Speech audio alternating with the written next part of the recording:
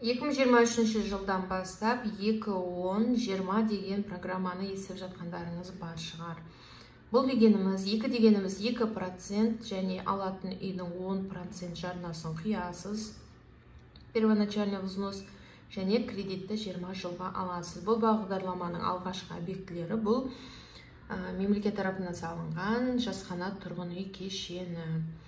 Қазір 21 сентябрь мен 28 сентябрь аралығында бір апта уақытта құжат қабылдау басталынады. Және сіз бұл бағдарламаның басты шарты бұрынғы бақытты отбасына өте ұқсас.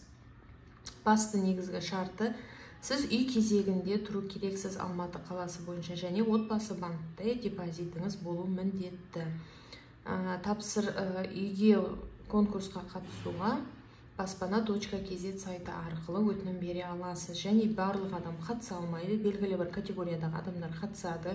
Оның ішінде толық емес отбасы, ата-анасының қамқорлығынсыз қалған балалар, отбасында инвалид бала тәрбиелеп отырған отбасы және бірінші, екінші топ мүгедектері. Сонымен қатар бақытты отбасы бойынша 2022 жылы тізімге ілінген жандар осы тұрғын үйге конкурсқа қатысуға өтінім бере алады.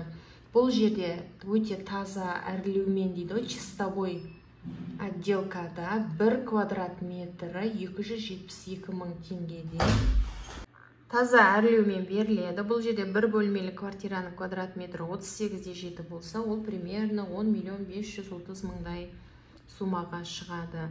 Және бұл бағдарламаға көп балалы отбасы ретінде үйде кезекте тұратын жандар да қатыса алады.